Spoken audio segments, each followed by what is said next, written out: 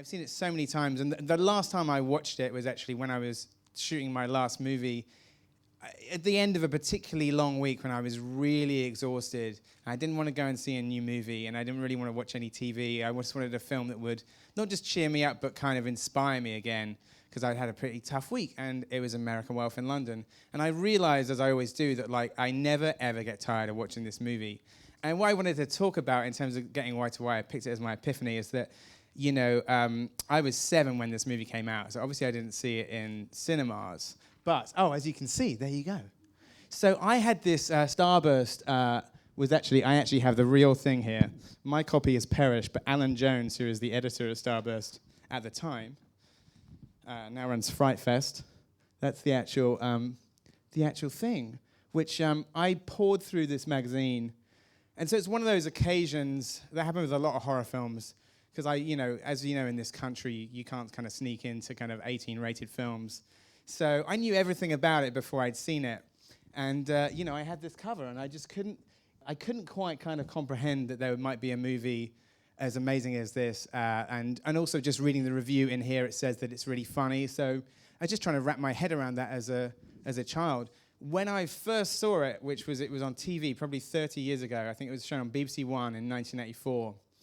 And during that time, myself and my brother had both wanted to be in movies. We didn't know in exactly what aspect. Maybe special effects. We were both very interested in makeup and monsters, and of course reading about Rick Baker and reading about this movie. It was something that I really wanted to see. So I was probably 9 or 10 at the time it was on TV, and it was on at 9 o'clock. And I asked my parents if we could stay up and watch it. So we watched the movie. I won't tell you which bit. What I'll do is when it comes to that bit, I will say what my mother said, so you know exactly when I was sent to bed the first time. And I'll say, okay, bed now. So at some point in the film, for your enjoyment, I will shout that out. Then later, I think the first time I actually saw it was on VHS. My parents did not have a VCR, so I used to watch kind of especially horror movies around my older brother's friends' houses, in the afternoon after school. As I saw Carrie for the first time and Nightmare on Elm Street for the first time and this. And so I finally saw it all the way through. And by this point, I kind of knew everything about it, but then, to see it in its entirety for the first time, and then as soon as it was on TV and I did have a VCR, I recorded it and I just watched it over and over again. And then it started to hit me why it was gone beyond being forbidden fruit. It wasn't just a film that I really needed to see. It started to become my favorite film. And the reason I picked it as my screen epiphany is I think it was the first kind of cross-genre film that I'd ever seen, and something that's influenced everything that I've done since. And Shaun of the Dead, even though it's a zombie film, the film that me and Simon always looked to would be American Werewolf in London, because it's really scary and it's really funny and you care about the characters. And that's what's amazing about the movie, and why kind of I picked it and why it continues to astound me, is that I think you can have lots of horror films that are the same and lots of comedies that are the same, but once you start to mix two different flavors, it will always be a unique movie. So this movie isn't quite like anything else. And there are other comedy horrors that I like. I like Evil Dead 2.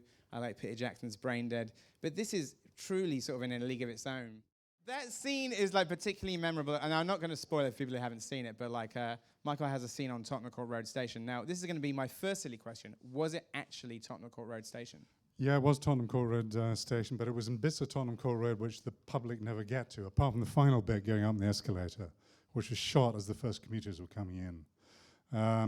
There's a labyrinth of tunnels underneath, which were mocked up. And, we were able to shoot there while the tubes are still running. When the tubes stopped, we went upstairs to the kind of tube proper, got on it. So, yeah, it was Tottenham Court Road Tube Station. Never been back. No. How many times did you run up and down that tunnel? Oh, God, thousands of times, because there was a fault. They had a remote focus pull on the Steadicam, and it wasn't working. So we were doing the shots, but they were all slightly soft. So we were doing 25, 30 takes, and John was beginning to go a bit bananas. Mind you, not as bananas as the Steadicam or myself were going. I mean, that's absolutely wiped out. So yeah, we did an awful lot of running that night. An awful lot of running. And that also that sequence is one of the first, to my memory, is one of the first Steadicam sequences in the movies. Yeah. Or certainly one of the most famous ones. One of the early famous ones. Yeah. Well, I'd never seen a Steadicam before, and the guy showed me it, and I can remember at one point we were completely knackered, and I was kind of leaning against a wall with my head between my knees, trying to get some oxygen in my lungs. It's 4 o'clock in the morning, 200 feet below London. It's not the best place to breathe. And I can remember seeing him sitting on the floor, leaning up against the wall, with his legs splayed, and the Steadicam just sort of swaying gently, with kind of each beat of his heart. And we sort of looked at each other and just, we didn't say anything at all. I don't think we could. Now, without giving away too much of the magic, that you also were in a shot with Rick Baker's kind of creature. What was that like? Well, that was great. One of the first things that John did was he introduced me to the werewolf, which was a bit of a setup. It was amazing. I don't know if I should really give away the trade secrets of how it operated, but it was there. Obviously, it wasn't a real werewolf. It had an actor now, inside for it. the people who haven't seen the film, you've been ruined it now. Well, there we go.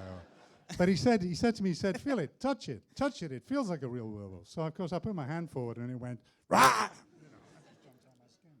So a complete setup. But it looked amazing. It was huge as well. That's one of the things you don't quite get in the film, is just how huge it was. And the head was about that size. It's quite terrifying. And you're also, of course, in the porno theatre scene itself. Yes, I've seen the entire porno film. Yeah, John showed it during the breaks. We were either kind of playing... I get the feeling that John had too much fun shooting that porno film. I think he had a good time. I think he did, yeah. It was actually very, very funny. It was very, very funny. And it was quite long as well. We spent a lot of time there. Yeah. And then, of course, they'd finished the setup, and they'd shout, "We're ready to go." And they'd be, wait a minute. We want to see the end of the film. So we saw it in about 2 sections, yeah. Well, the other thing about it is that you do, when you watch it, you do kind of think, I'm not sure I've ever seen Tottenham Court Road quite that quiet. You'd have to be there at like 12 o'clock on a Tuesday to be the only person on the platform, maybe. Yeah, definitely. I mean, it was about 1 o'clock in the morning when we shot it. But, yeah, I mean, the other thing is that, the whole idea was the tube would come in, the doors would open, I would look around, I'd come out, I'd go to the chocolate machine, I'd put the money, I'd get a bar of chocolate out. Do you remember those chocolate machines on the tube? Dairy milk. Yeah, that's right. Well, I said to John, I said, you know what's going to happen? He said, what? I said, the chocolate machine is not going to work. They never do. And he didn't believe me. So we sent the tube about half a mile down the line. We stopped. We got the go. We came back. Cameras rolling. Doors open. I look out. I walk over to the chocolate machine, put the money in and go, and it didn't work. It didn't work. We had about 2 or 3 takes trying to do it. And he eventually just kicked it open and raised the shot so that you didn't see the bottom of the chocolate machine. And there was a piece of chocolate lying there for me to just pick up. Now, a couple of things. This is a line that me and my friends have impersonated a lot in the playground. It is my birthday. Could I emotionally blackmail you into saying the line tonight on stage? Let's pretend we're in the National Theatre next door. Okay, yeah. I have it on a cue card if you'd like that. Well, that's a good job. So my memory's shot. Okay. Did you get that? Okay. Hello? Is someone there? I can assure you this isn't in the least bit amusing. You have been in countless films and TV shows since, but would you say this is the line that most people come up and get you to do in the street? It's odd.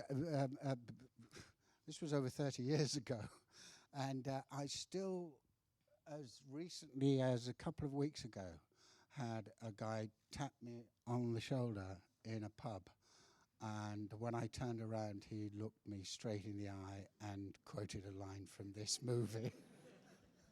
But it's a very intense moment, and it comes, it's a very memorable scene in The Slaughtered Lamb.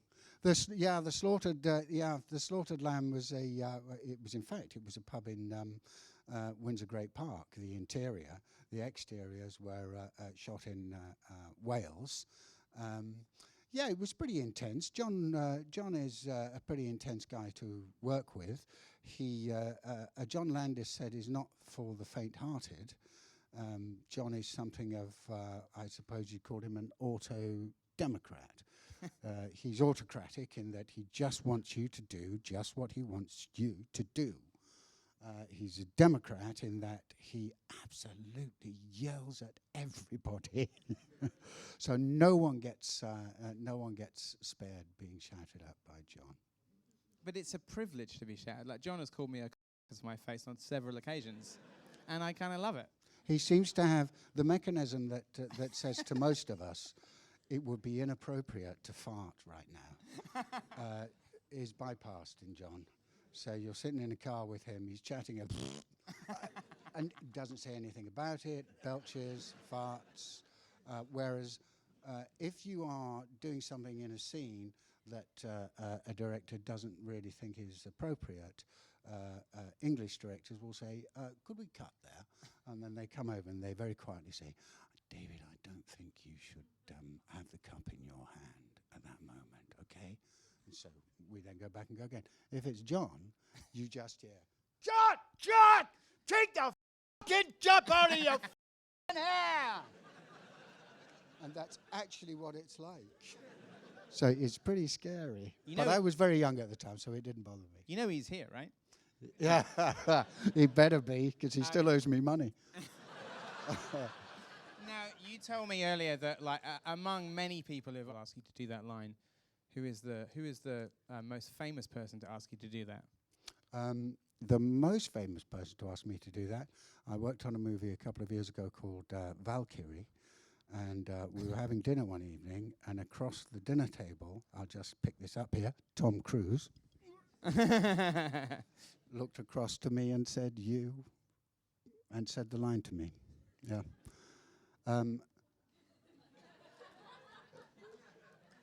You got to do it. I really like Tom, and he's wonderful to work with, but his Yorkshire accent left a little to be desired.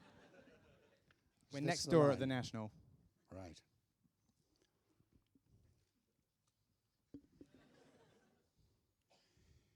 You made me miss.